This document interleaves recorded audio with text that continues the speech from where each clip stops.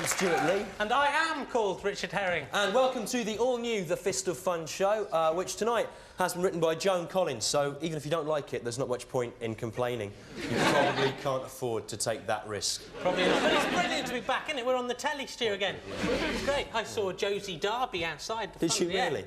She touched me with one of her hands. Oh, yeah. There's progress. It's great. It's great to be back. Everything's new. We've got a new opening title sequence, a new studio, a new joke in episode 4 coming out there. But it's good. So it's great, isn't it? Well, not really, Richard. I hate new things. I don't like change. Why can't things just stay as they are? That's what I say. You're a Luddite. I am a Luddite and I'm proud. Move into the 19th century with the rest of us. All right. New is best. It's fantastic. This is a momentous occasion in broadcasting history. It's as exciting a point as in the episode of Doctor Who where Colin Baker regenerated into Sylvester McCoy. Yeah, that's right. Look impressed. It's that exciting. Yeah. So what you're saying, Rich, is that, like Sylvester McCoy's Doctor Who, the all-new Fist of Fun is a brief excitement followed by disappointment, shame and regret. Yeah, I guess I am saying that, yeah. Well, I don't care, because that's how I like to spend my Friday nights anyway, so it's fine. That's good. And it's probably worth staying tuned at home, folks, because one of you is going to be in with a chance of winning a cool £1 million later. Tax-free, no questions asked, in cash, yeah. Fun. And love is in the air. Everywhere I look around tonight. Look, there it goes, look. Whoa! There it is. Woo! It's gone now. Because it's St. Valentine's week on Fist of Fun this week. That's right, and congratulations to St. Valentine, are in order there. St. Valentine, the patron saint of making sad and lonely single people feel like shit. No, I think St. Valentine's the patron saint of love. I might be wrong, but I love St. Valentine's. It's brilliant. It's a chance to send anonymous cards full of explicit sexual demands to people you hardly know, which at any other time of the year would be a serious criminal offence. That's right.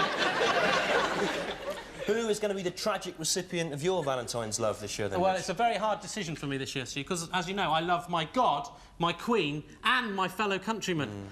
I'll tell you, it's a bugger trying to juggle it so they don't find out about each other. Especially with God, he's always around. He's always hanging around everywhere you go. It's like a stalker. No, it's not really that. It's not that is just a byproduct of his omnipresence. You can't blame him for being around everywhere. It goes beyond that, Stu. His prurient interest in me goes beyond omnipresence, right? He's everywhere I go. Like in love, there should be a bit of trust. He follows me everywhere I go, right? He's been through my diary, right? That has got everything in there that I want to do to the Queen in detail. That Michael Fagan ear thing that he did. I want to do that. Yeah. But luckily the diary's in code, so God can't understand it. Check on God! You amateur! You know, I wish I was going out with someone, because it's very cold at the moment, and that would make all the difference, you know, with the snow. You're not going out, but last week you were skipping around like a tiny schoolgirl, laughing at the tiniest little thing like Noel Edmonds and prancing around like a hen.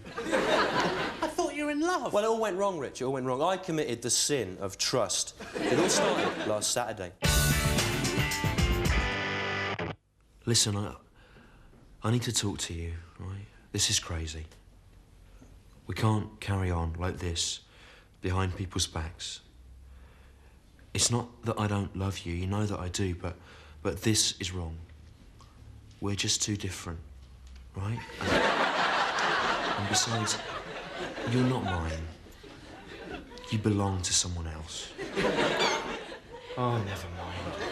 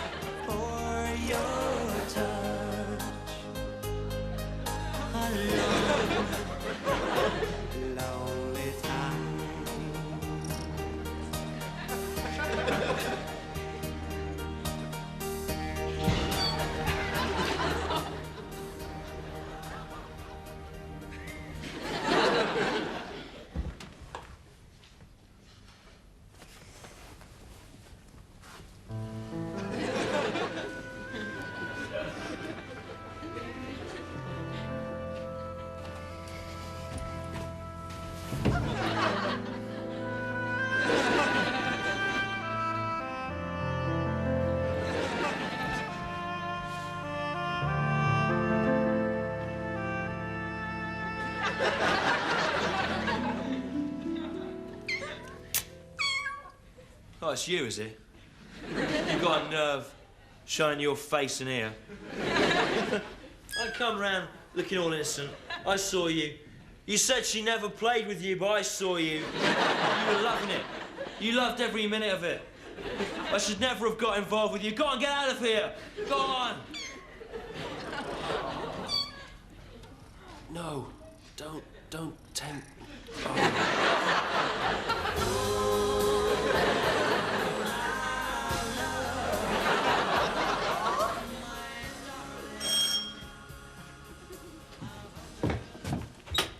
Excuse me, mister. Have you seen my kitten? I've lost him.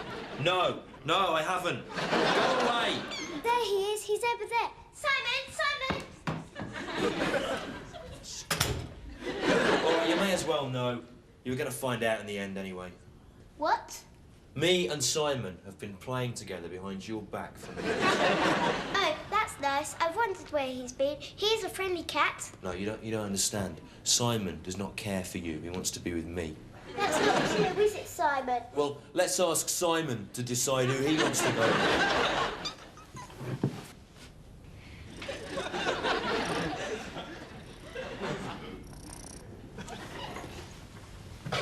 You can still play with him if you like.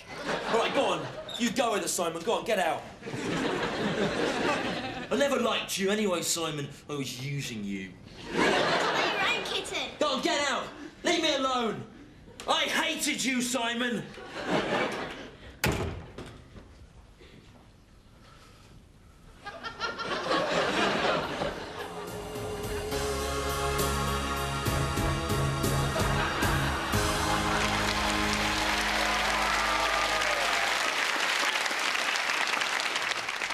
But, you know, everything changes, as Gary Barlow once said, and how wise his fat words seem this week in particular. But he was wrong, completely wrong, the idiot. Not everything changes. Even though we got a new look fist of fun, some things never change, like the soiled undergarments of our next contributor. Will you please welcome him? He's Welsh, he now lives in Balham in South London, he's Britain's top lifestyle expert. It's Peter. Come on, Peter. Get on! Come on! You're wasting time. Come on. What is this?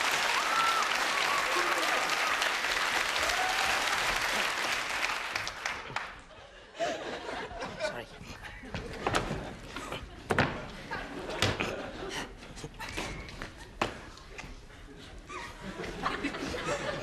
I found it behind a hospital. Hello, I'm back with lots of exciting lifestyle hints for today's up-and-coming, unemployed 32-year-old stinking man whose parents asked him to move out in 1978 because they needed his room to store some jars. But first off, a word from my new sponsor. Massive news. Balham, the first stop for newspapers, fags, alcohol, and this parade of shops' most reasonable range of tinned cola. This recipe is a really good way of using up those leftovers that you find lying around the bed, sit or stuck to your back. Get the tin of half-eaten oxtail soup from next to the toilet. Drop a couple of Alka-Seltzers in it. Beef pop. Or here's another really nice meat-based drink. Get a big lump of frozen sausage meat and then smash it up with an old boot. Then put all the lumps in a big glass. Mix in a bit of cold water. Pork slash puppies. My next set of lifestyle hints are for if you, like me, didn't get any Valentine's cards this year or ever. Really easy solution. Just get something else you got in the post that day and imagine that that's a Valentine's card. This year I'm using a disconnection notice from British Gas on which I've glued a crumpled Ace of Hearts card that I found in the street stuck to a cat's hand. Or here's a really good way of having a Valentine's card and a romantic tasty meal for one. Buy a pig's heart from the butcher's, then hang it from a bit of card on which you've written, "Be my Valentine." Then take that to the passport photo booth at Balham Tube Station, and there you are. a tiny Valentine's postcard.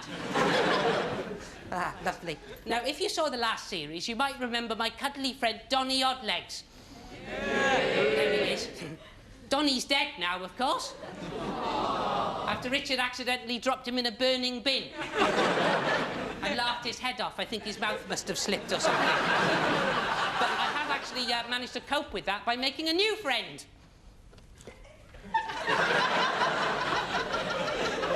Alan Milk Carton Body. I made Alan by gluing the head of an action man that I found in a bag onto a milk carton. And then for his arms and legs, I've used some balloons that I found by the bushes on Tooting Neck Common. Say hello, Alan. Right, time for my final recipe. And for this, you need a tube of toothpaste, which you draw a circle on your hand with, like that. Homemade polos. Oh, look. Tic Tacs.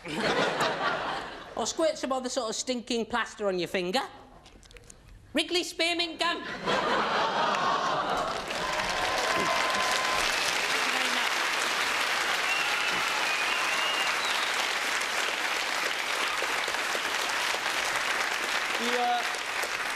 You're not going to bully Pete tonight, then, Rich? I can't build up the energy, Stu. I'm really depressed, you know. I mean, it's Friday night. I shouldn't be working. I should be at home watching telly. Some good stuff on tonight. It's Friday night. Yeah, but you are on telly tonight now. On Friday, you are.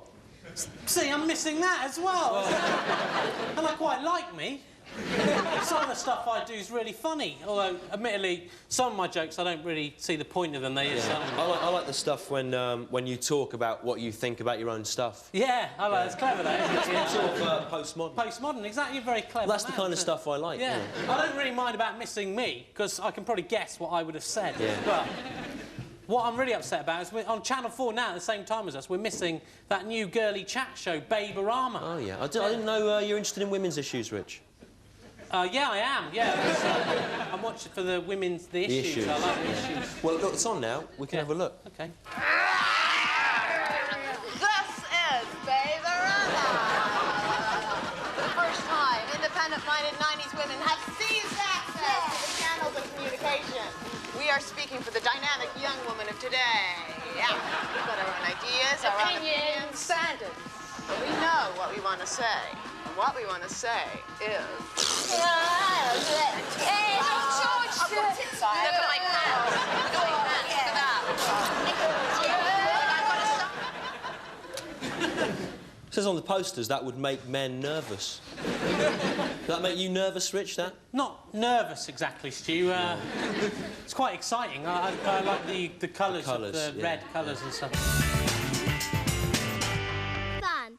Greetings. It is I, Simon Quinlank, the original Duke of Hobby, here with another hobby to regale upon your ears if you currently are feeling that your hobby life is one hobby short. What you will need: some bourbon biscuits, a Virulin record or cassette, a flask of weak lemon drink, and a lockable room. This hobby is called Old Man Collecting. First, find an old man. You can drink your weak lemon drink while you're waiting for an old man, but don't let the lady in the cafe see you, or she will become enraged. I have seen an old man. Now, tempt the old man to your house. By any means necessary, excluding physical coercion, which is not allowed by the Old Man Collecting rules, which are the rules for Old Man Collecting, which are in my book, Old Man Collecting Rules by Simon Quinlank, which I wrote. Excuse me, old man? Yes? Would you like a bourbon biscuit? Answer me! Yes, yes. Come on, then. Come on.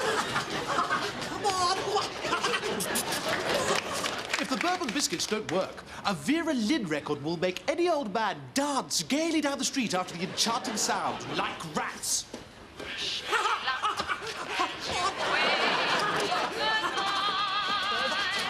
There are lots of ways to ensnare the old men.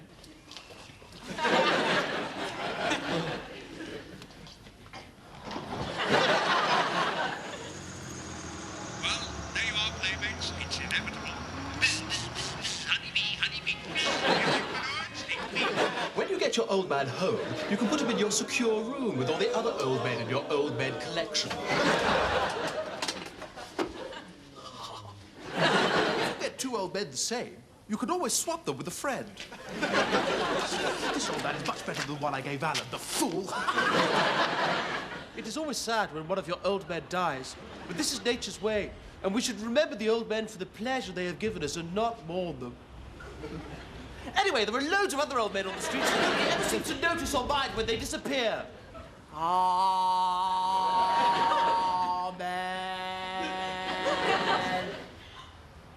That's my hobby for today, and I'll be back soon with another hobby. It might be better than old man collecting, or it might not be as good. It doesn't matter. As long as it's a hobby, that's all that's important. Bye.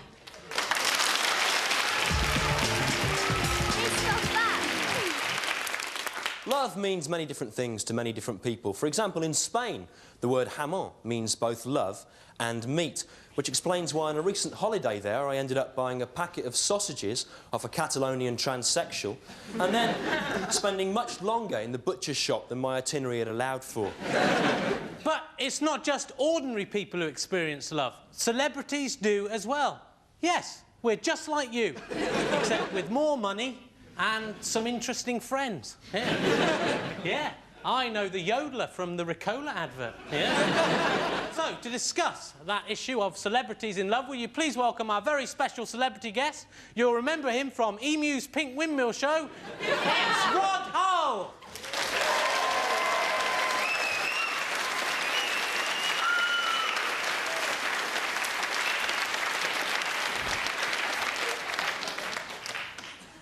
Well, Rod, thanks very much for coming on and taking time out of your busy schedule to see us. It's a great pleasure, Richard! I am Rod Hull! Yes, I know, yeah, OK. I am! I know.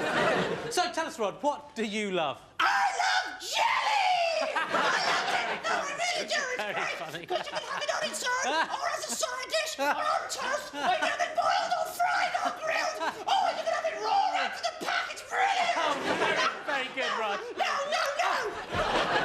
You don't understand! I really love it!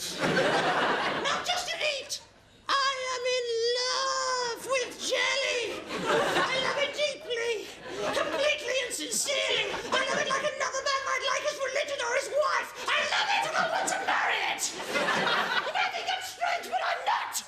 I want to be wedded to jelly! If that's what I want, that's what I should be allowed to do!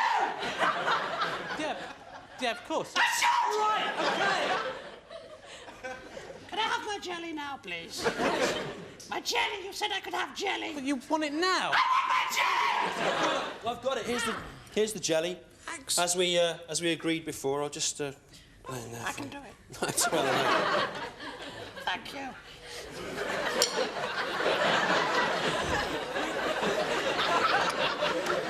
It does wobble around, doesn't it? Yes, it does. I'll have it later. Rod, is there another series of Emu's Pink Windmill Show in the pipeline? No. Ladies and gentlemen, Rod Hull!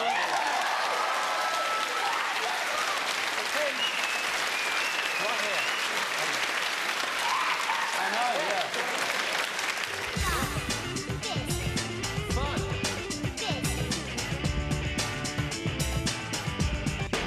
Fun. Doesn't get any better, that, does it? No. Quite like the kissing bit.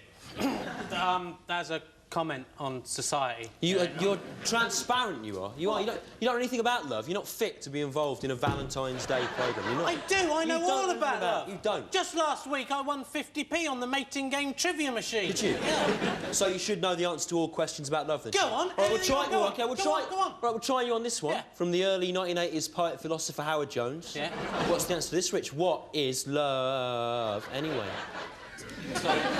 What's what? Love. What's love? Oh, love. Yeah. What's love? That's easy, Stu. I know the answer to that. Love is like a butterfly. In what sense? It has 2 wings, antennae growing out of its head, and grows to adulthood from a pupae kind of chrysalis thing. No, Rich, what you've done there, right, is you've confused love with a moth, haven't you? Yes, I have, yeah. A moth is like a butterfly, yeah, not what I said. So what is love like, then?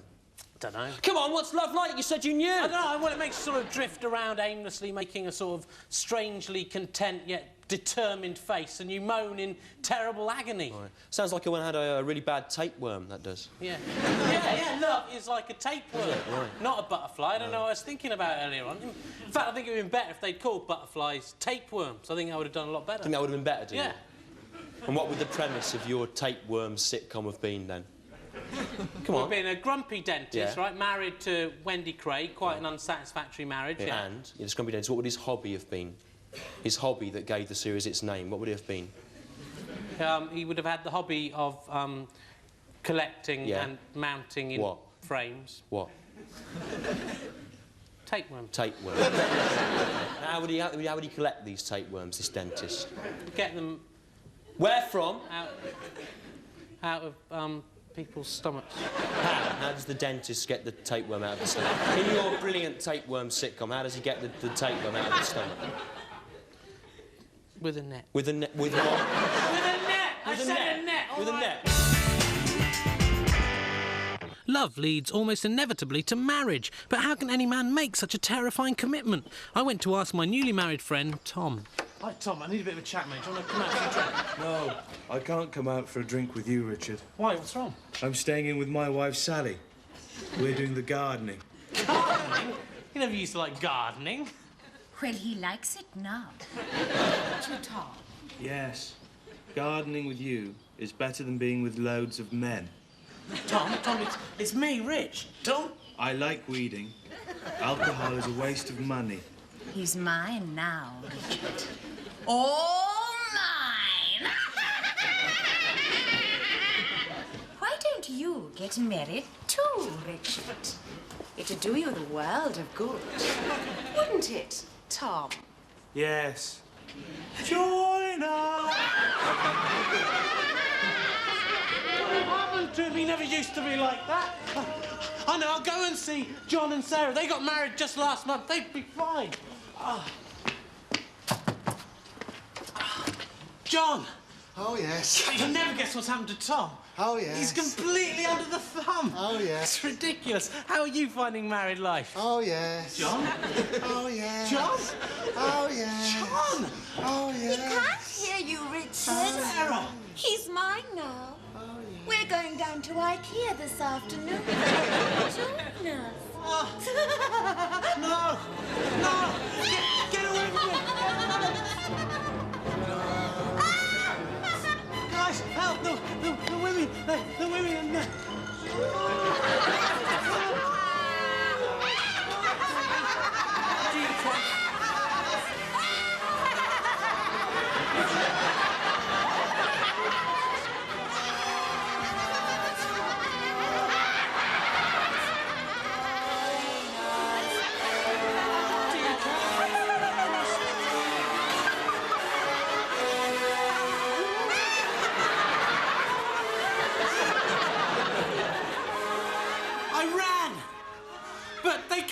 Me, like zombies. But luckily zombies who walked very slowly and whose arms weren't very good at grabbing hold of things, so I had time to get away, but it was quite hairy there for a couple of seconds, I tell you. I better alert the authorities!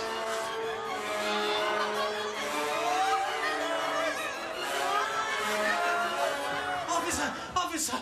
Women are taking over the world and making us their zombie slaves! Yes, sir. Now, why don't you slow down and tell me all about it? Join us! Join us!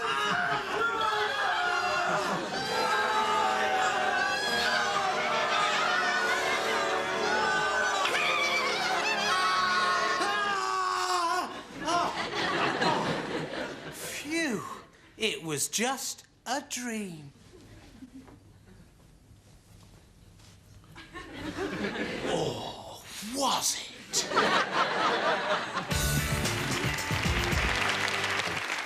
This month, the National Lottery has been under fire from Britain's top bishops, who believe it is evil, dirty and wrong. Yeah, but those same bishops also believe in the Bible, which says we shouldn't eat shellfish, that menstruating women should be shunned, and that any man whose testicles have been crushed may not enter the kingdom of heaven. Does it say that? Yeah, it does. Deuteronomy 23, verse 1. What, even if they've just been, like, really slightly crushed? Rich, I have explained to you the testicle-crushing laws many times. But we don't agree with those fuddy-duddy bishops, do we, Stu? Especially about that testicle thing. I think it's quite good, the testicle. It's ridiculous, that testicle thing. And we like the National Lottery. In fact, we like it so much, we decided to set up our own. And now, the moment you've all been waiting for. Your chance to win £1 million or more. The Lee and Herring Lottery. And here's how to play.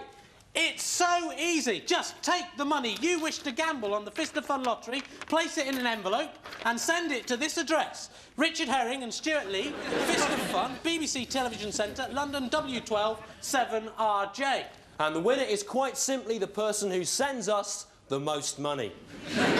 In cash, and that has to be in by the 27th, Tuesday 27th of February, that's Tuesday week, so get gambling. And the person who sends us the most money will win a massive 50% of the total money we receive. That's right.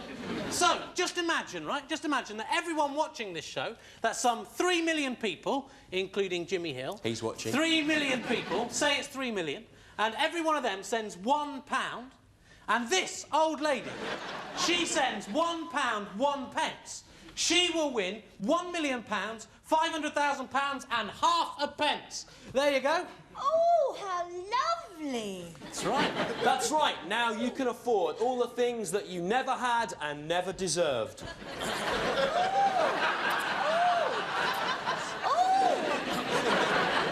But the Fist of Fun lottery has a serious side. A quarter of the total money we receive will go to a deserving cause close to the hearts of millions of ordinary British people, which is, Stu? It's the opera singer Pavarotti. There he is there, looking forward to his winnings. We'll put that in cash into his hands. The remaining 25% will go into a special bank account, all the proceeds of which will go to me and Stu. They go to us, that's right. Yeah, we get them as a special satire of the fat cats at Camelot, that's right. And to be even more satirical, in a satire only Rory Bremner could have done, otherwise we will then spend all the money on, like, stuff for ourselves, like CDs and houses and stuff like that. That is satire at its best. Yeah. Fantastic. And remember, the more money you send, the more you satirise the gullibility of the stupid British public. You! Well done. We reckon that if we all keep our mouths shut, we'll probably get away with it because the police don't watch this show. That's right. No. They're out, aren't they? They are. On Friday. And also, because this is already illegal, it doesn't matter about being over 16, right? You can play this lottery at any age. So if you are tiny, why not send us in your school dinner money? It's an idea. Perhaps cash you've stolen out of your mum's purse. Or have that little tin where your gran saves up to pay, like, heating bills and things like that. Send it in. Your family might be annoyed, but they'll change their tune when you become Britain's richest child. Yeah, give it a go. It could be you. See you next week. Bye.